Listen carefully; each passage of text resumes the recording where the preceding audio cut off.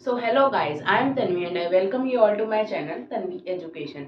तो आज हम यहाँ पे पढ़ने वाले हैं अपना क्लास 12th का पॉलिटिकल साइंस की बुक का chapter 3 new centres of power. ये इस चैप्टर की पार्ट 4 वीडियो है। Part 1, part 2 and part 3 video मैंने ऑलरेडी अपने चैनल पे अपलोड कर दी है। जिसने नहीं देखी हो प्लीज जाके पहले part 1, part 2 and part 3 video जरूर देख ले, ताकि आपको जो हम पार्ट 4 में डिस्कस करने वाले हैं वो अच्छे से समझ में आ जाए। अब हम यहाँ पे डिस्कस करने वाले हैं the most emerging power in the world, China के बारे में। So let us start. China's economic success increased since 1978 as a great power। क्या है कि जो चाइना की इकोनॉमिक सक्सेस है वो कब इंक्रीज हुआ ज्यादा? 1978 के बाद। जैसे हमारे यहाँ पे जो इकोनॉमिक रिफॉर्म्स आए थे, एनईपी जो हुआ था वो कब हुआ था? 1991 में। एंड ऐसे ही इकोनॉमिक रिफॉर्म्स चाइना में भी आए थे एंड वो आए थे 1978 में। और उसी के बाद ही जो चाइना है वो ग्रेट पावर बन रहा है एंड इकोनॉमिक सक्सेस उसकी इंक्रीज हो रही है।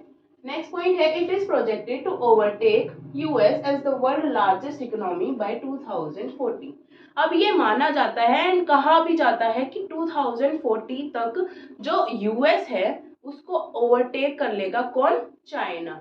चाइना क्या है, हेजीमनी अटेन कर लेगा and one of the super power बन जाएगा। फर्स्ट नंबर पे कौन आ जाएगा? चाइना, ये कहा जाता है। अब जैसे कि आपको पता है कि हर इकोनॉमी में जो इंक्रीज होता है उसके कुछ फैक्टर्स रिस्पॉन्सिबल होते हैं। तो चाइना के इकोनॉमी इंक्रीज में क्या फैक्टर्स रिस्पॉन्सिबल है, हम वो डिस्कस करेंगे। So factor increasing its economy. So the first factor is the population. As you all know that China has the world largest population. China में वर्ल्ड की सबसे ज्यादा पॉपुलेशन रहती है। Second is the land mass. China एक बहुत ही बड़ी country है। एशिया का बहुत बड़ा पार्ट कवर करती है चाइना। बेशक ही वहां पे जो पॉपुलेशन है वो वर्ल्ड में सबसे ज्यादा हो, लेकिन जो पर पर्सन डेंसिटी एरिया होता है वो चाइना का बहुत कम है, क्योंकि वो एरिया बहुत लार्ज है वहां का। थर्ड पॉइंट है रिसोर्सेज। चाइना के पास अपने खुद के बहुत ज्यादा रिसोर्सेज है। Fourth is the regional location. आप जैसे कि वर्ल्ड मैप में देखेंगे तो चाइना की लोकेशन कहाँ पे आती है? Almost in the Central Asia. So उसके ऊपर रशिया भी है, नीचे साउथ कंट्रीज भी हैं एंड ईस्ट डायरेक्शन में साउथ ईस्ट एशियन कंट्रीज भी हैं, जिसे हमने आसियान पढ़ा था। एंड वेस्टर्न साइड पे वेस्टर्न कंट्रीज में यूरोपियन कंट्रीज हैं। तो इसका रीजनल लोकेशन बहुत ही इंपॉर्टेंट रोल प्ले करता है। And fifth is the political influence. Now, in 1949, the Communist Revolution under the leadership of Mao, its economy was based on the Soviet model। अब क्या हुआ कि जैसे कि हमें 1947 में इंडिपेंडेंस मिली थी, तो इसी तरीके से चाइना को इंडिपेंडेंस कब मिली? इन 1949। एंड वहां पे जो इंडिपेंडेंस के लिए जो रिवॉल्यूशन हुआ था उसे कहा जाता है कम्युनिस्ट रिवॉल्यूशन। तो उस टाइम पे जो चाइना है उसके लीडर कौन थे? माओ थे। एंड उन्होंने इंडिपेंडेंस अटेन करने के बाद क्या डिसाइड किया कि जो हमारी इकोनॉमी होगी वो सोवियत मॉडल पे बेस्ड होगी। जो यूएसएसआर है उसकी क्या मॉडल्स थे? Socialism and communism. तो उन्हीं दो बेसिस पे चाइना की भी इकोनॉमी उन्होंने अपनी बनाई, on the basis of the Soviet model. China adopted socialism and not choose its link with capitalist world। अब चाइना ने क्या अडोप्ट किया? सोशलिज्म अडोप्ट किया एंड उन्होंने क्या है, जो कैपिटलिस्ट वर्ल्ड है उसके साथ अपने लिंक्स डेवलप नहीं किए। And with the help of the USSR they invested their capital from agriculture to industries. अब जैसे कि उन्होंने सोवियत मॉडल अपनाया था, अडोप्ट किया था, तो यूएसएसआर उनकी सपोर्ट में था। एंड यूएसएसआर की हेल्प से उन्होंने क्या किया, जो उनका कैपिटल था, जो उनका पैसा था, उन्होंने वो एग्रीकल्चर से शिफ्ट कर दिया इंडस्ट्रीज में। उन्होंने जो पैसा था वो एग्रीकल्चर से इंडस्ट्रीज में इन्वेस्ट कर दिया। अब हम आगे डिस्कस करेंगे। They had no foreign currencies so they could not trade with other countries to buy technology and goods. अब चाइना के पास क्या था कि कोई भी फॉरेन करेंसी नहीं थी जब उसने इंडिपेंडेंस अटेन की। तो उनको क्या प्रॉब्लम हुई कि वो बाहर की जो कंट्रीज हैं, जो वेस्टर्न कंट्रीज हैं, डेवलप्ड कंट्रीज हैं, वहां से वो टेक्नोलॉजी एंड गुड्स को इंपोर्ट नहीं कर सकते। तो अब आगे उन्होंने क्या किया, China decided to make goods at domestic level. अब उन्होंने डिसाइड किया कि अगर हम इंपोर्ट नहीं कर सकते तो क्या हुआ, हम अपने डोमेस्टिक लेवल पे ही प्रोडक्शन करेंगे, अपने कंट्री को सेल्फ सफिशिएंट बना देंगे। तो उनका ये डिसीजन रहा। China ended its political and economic isolation relations with the US in 1972। अब ये पॉइंट्स कुछ बहुत ही इंपॉर्टेंट पॉइंट्स हैं, you have to remember them. So क्या है कि जैसे कि हमने पहले पढ़ा कि जो चाइना है उसने कैपिटलिस्ट वर्ल्ड के साथ अपने लिंक्स डेवलप नहीं कर रखे थे। तो उन्होंने क्या किया, जो उनका पॉलिटिकल एंड इकोनॉमिक आइसोलेशन था वो उन्होंने एंड कर दिया एंड यूएस के साथ अपने डिप्लोमेटिक रिलेशंस बनाने लग गए। कब, इन 1972। In 1973, Zhou Enlai proposed the four modernization। अब 1973 में क्या हुआ, उन्होंने एक मॉडर्नाइजेशन पॉलिसी अपनी बनाई, फोर मॉडर्नाइजेशन। उनमें वो क्या करेंगे, चार चीजों पे अपनी मॉडर्नाइजेशन करेंगे। पहला है agriculture, second is the industries, third is the technology and fourth is the military. तो इन चार चीजों को वो मॉडर्नाइज कर देंगे अपनी कंट्री में, ये उन्होंने डिसाइड किया इन 1973। अब उन्होंने क्या किया, in 1978 leader Deng Xiaoping announce open market policy. अब वो अपनी जो चाइना है वो सेल्फ सफिशिएंट तो बन गया था एंड वो एक्स्ट्रा प्रोडक्शन भी करने लगा था। तो अब वो क्या चाहते थे कि हम बाहर की कंट्रीज में अपना जो प्रोडक्शन है, प्रोडक्ट्स हैं, उन्हें एक्सपोर्ट करें। तो उन्होंने 1978 में ओपन मार्केट पॉलिसी अपनी बनाई। उसके बाद क्या हुआ कि वो बाहर की कंट्रीज में इन्वेस्ट करने लग गए, वहां पे उनके प्रोडक्ट्स बिकने लग गए, एक्सपोर्ट करने लग गए वो वेस्टर्न कंट्रीज के साथ एंड और जो बाकी कंट्रीज हैं उनके साथ। एंड इकोनॉमिक रिफॉर्म्स, अब 1978 में जैसे कि हमने पहले डिस्कस किया, उनके इकोनॉमिक रिफॉर्म्स आए थे। So after that, China's trade was increased rapidly and no lack of foreign currency and now investing money in other countries।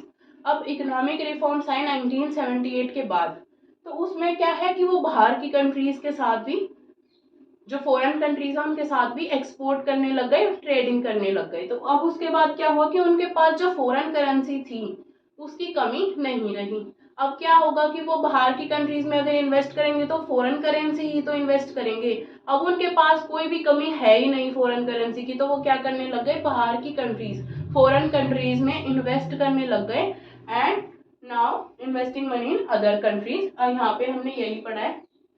Next point है कि the privatisation of agriculture in 1982। अब उनका जो agriculture है उसका उन्होंने प्राइवेटाइजेशन किया। इंडिया की तरह जैसे कि हमें एक प्रॉब्लम फेस करनी पड़ी थी प्राइवेटाइजेशन की, वो नहीं हुआ यहाँ पे। इन्होंने क्या किया, स्टेप बाय स्टेप अपने कंट्री में प्राइवेटाइजेशन लेके आए। पहले इन्होंने एग्रीकल्चर में किया, फिर इन्होंने इंडस्ट्री में किया कुछ सालों के बाद। तो इन्होंने एग्रीकल्चर में प्राइवेटाइजेशन कब किया, 1982। It is an important point. Industries में उन्होंने प्राइवेटाइजेशन किया 1998 में। तो देखो अब कितना गैप हो गया। तो ये स्टेप बाय स्टेप कर रहे थे, तो इसलिए ये डूबे नहीं, ये China and it developed. The trade barriers were eliminated only in special economic zones. अब उन्होंने क्या किया कि बाहर की कंट्रीज, फॉरेन कंट्रीज में वो एक्सपोर्ट करेंगे, तो फॉरेन कंट्रीज भी तो चाइना में अपना ट्रेडिंग करना चाहेंगी, चाइना में बिजनेस सेटअप करना चाहेंगी। तो उन्होंने क्या किया, ट्रेड बैरियर्स हटा दिए, लेकिन पूरे चाइना के एरिया में नहीं। सिर्फ उन्होंने 6 जोन के स्पेशल इकोनॉमिक जोन्स है वहां पे ट्रेड बैरियर्स हटाए। वहां पे क्या है कि जो फॉरेन इन्वेस्टर्स हैं वो अपने इंटरप्राइजेस को सेटअप कर सकते हैं। एंड जो इसका लास्ट पॉइंट है, इन 2001 China became member of WTO। अब 2001 में क्या हुआ कि चाइना है वो वर्ल्ड ट्रेड ऑर्गेनाइजेशन का मेंबर बन गया। तो अब हमने यहाँ पे चाइना को ऑलमोस्ट डिस्कस कर लिया है। अब हम आगे डिस्कस करेंगे इंडिया एंड चाइना के रिलेशंस के बारे में।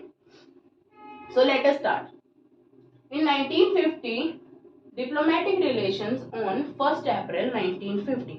अब क्या हुआ कि 1950 में चाइना एंड इंडिया ने अपने डिप्लोमेटिक रिलेशंस बनाना स्टार्ट कर दिया। एंड एक फ्रेज उस टाइम पे डेवलप हुआ कि हिंदी चीनी भाई भाई। You have to remember, and if you add these points in your answers, they will show your answers more effective and you will definitely score good marks. इन 1955 क्या हुआ कि जो एशियन अफ्रीकन कॉन्फ्रेंस हुई थी उसमें इंडिया एंड चाइना ने दोनों ने ही पार्टिसिपेट किया था। 1962 में क्या हुआ कि इंडो सीनो वॉर हुआ। ये वॉर हुआ था तिब्बतन क्राइसिस के बेसिस पे।